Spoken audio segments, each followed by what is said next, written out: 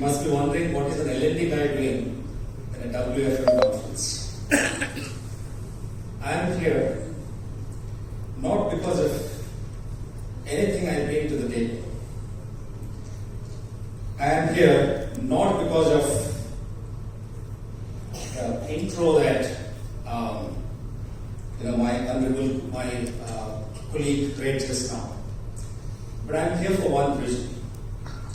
That is Partho and Shiva, their desire to make this program inclusive and also have an odd man out in this program. Their effort to make a misfit like me to somehow become fit and stand before you and they talk something about reskilling, upskilling in organizations. So I would like to begin with a question. Before the automobile industry came to the fore, how people used to commute? Can any one of you answer? Yes. They used to walk or carriage. Yes, they used to walk or so people used to commute like this. There was a horse, there were a pair of horses, there was a horseman, there was a coach, and people used to commute in that. So when the automobile industry, when cars and other vehicles came in, how people started commuting?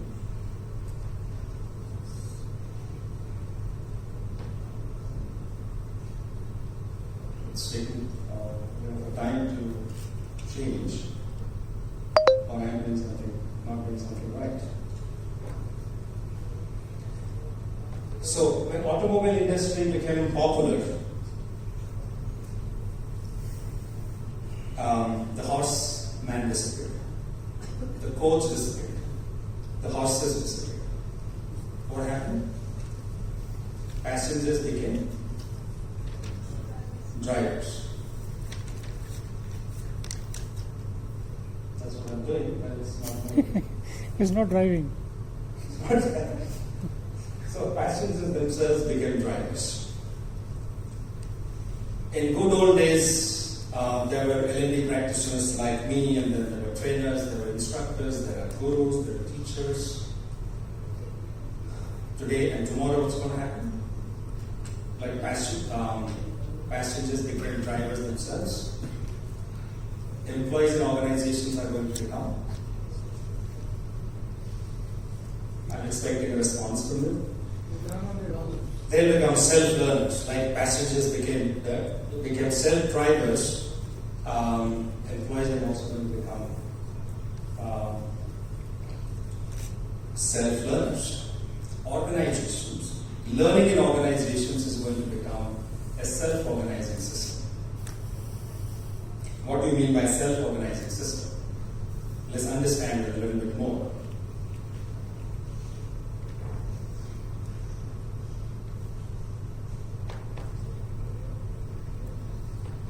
So, if you are in typical Bangalore traffic, and this is what the roads look like at the peak time, about 9:30 in the morning or about 6 p.m. in the evening, the roads look like this, isn't it? So imagine you are traveling on one such day at the peak time and the traffic signals go off, they stop working. What happens?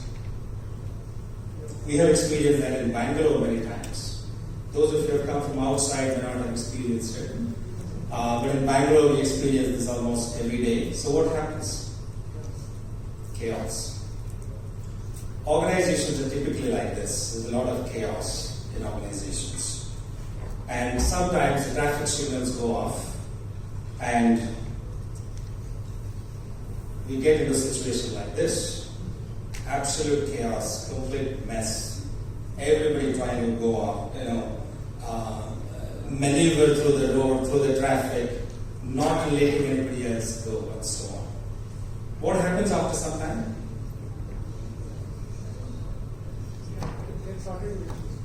It gets sorted eventually. Because some guys jump out of their vehicles, their cars, their four-wheelers, their bikes, and they start playing the role of champions, the traffic champions, the do-gooders, they are the evangelists, the social types who really want to make things better. And then traffic starts moving normally after some time. So this is a great example of a self-organizing system. And learning in organizations is going to be a self-organizing system because there is absolute chaos. Technology changing every hour. Knowledge is getting doubled every 12 hours. Knowledge that was relevant yesterday is not relevant today. Knowledge that is required tomorrow doesn't exist today. L&D organizations have no clue how to keep pace with the dynamics, how to keep pace at the pace which knowledge is evolving. They're absolutely clueless. Cycle time to design, develop, and deploy learning curriculum is very long. By the time the learning curriculum is ready, technology has changed, business models have changed, business dynamics have changed. Learning has become outdated, obsolete, irrelevant. So learning has to become a self-organizing system where people would figure it out. They would figure out what to learn, what is important to them, what's relevant to them, who is the SME subject matter expert to talk to, who can help them curate the right content, who can help them find right information, who should they collaborate with to get knowledge, and so on. So learning is going to become a self-organizing system. Even if there is chaos, even if the traffic signals do not work, people will figure it out. They will find it out. They will know what to do, how to do. So what are L&D professionals like us, or HR professionals like us are going to do? If employees are going to become self-learners, if passengers are going to become drivers, if learning is becoming a self-organizing system, what are people like us going to do? Most likely will become jobless, isn't it? We probably won't have a job because people will become self-learners. They will find out where they can find knowledge from. They will take care of their own knowledge. So what are we going to do? And in a context, in a reality today, where learning, only 10% of learning is formal, 20% is social, 70% is experiential, the relevance of classroom learning will disappear. You don't have to provide formal learning to people in the classroom. Learning has to become social, learning has to become experiential. And in a self-organizing system, professionals like us will just have three things to do. So we will have to attract. This is not the typical HR slide where we talk about attract, retain, and inspire talent. This is very different. We have to understand in the context of learning. So we have to attract people who are going to be the champions in the self-organizing system. So we don't need these people because when the traffic signals stop working, what happens? There are some people who keep cursing the cops, they keep cursing the Bangalore roads, they keep reprimanding the government, they keep blaming and complaining the criminal. They are the people who have got a fixed mindset. And there are few people like that Sardarji that you saw, and that the girl who was pleading before other drivers to kind of become more disciplined. They are the people who believe, in spite of everything looking gloomy and everything looking ugly and bad, there are hopes, and they can make a difference. Nothing can get worse than this. So they are the people who have got the growth mindset. So organizations of the future will require people with the growth mindset. All we need to do as L&D and HR professionals and WFM professionals is to attract people who have growth mindset, who are willing to experiment, take risks, who are willing to go out of their comfort zones, who are curious, who want to learn all the time, who believe in the philosophy of lifelong learning, who are intellectually restless. We need to attract such people. Unless we bring such people in the organization, the reskilling and upskilling mission will not take off. Because we need to bring in people who are willing to experiment, who are willing to try, who are willing to fail, who are willing to make mistakes. We do not want people who want to sit down inside their car and do nothing about the situation. So, once we do that, the challenge is if we bring in people who have the growth mindset, who are willing to experiment, who are willing to try, who are willing to fail, but if you don't have the right ecosystem, if our ecosystem does not support that, if we do not encourage experimentation, if we do not encourage failure, if we do not encourage people to try and make mistakes, if we penalize people for making mistakes, no matter how great a job that we do to attract such people with growth mindset, they will not stay with us. They will go away. So as HR, L&D, WFM, as people professionals, our job is to make sure that we have the right ecosystem where innovation is encouraged, experimentation is encouraged.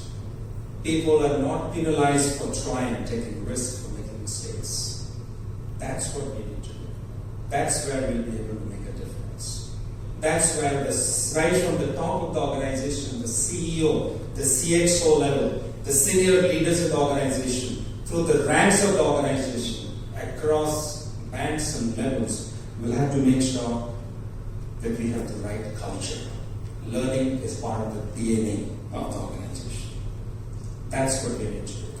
We need to build a learning and performance culture. Otherwise, the reskilling and upskilling mission is going to fail.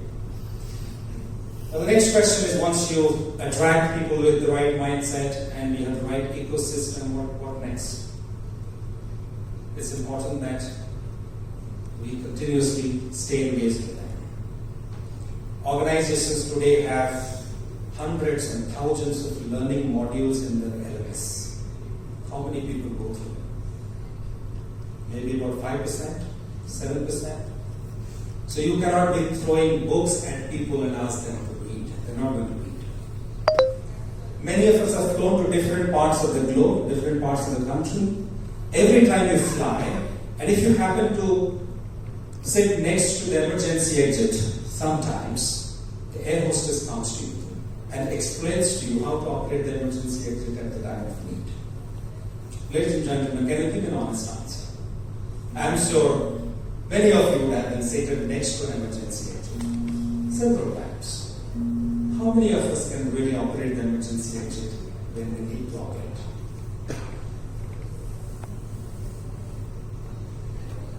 Not even single hand going out. So, the air hostess, with all sincerity and honesty, with great intent, did a great job of explaining how to operate the emergency exit.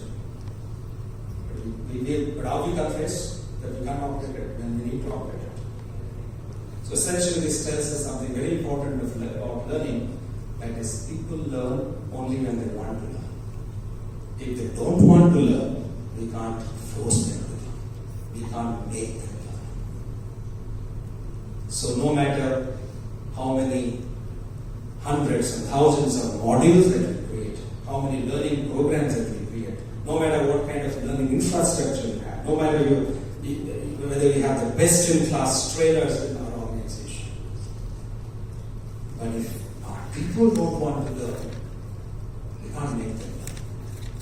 The most important thing about this is, how can we make them want to learn? We can't make them learn, let's be clear about it.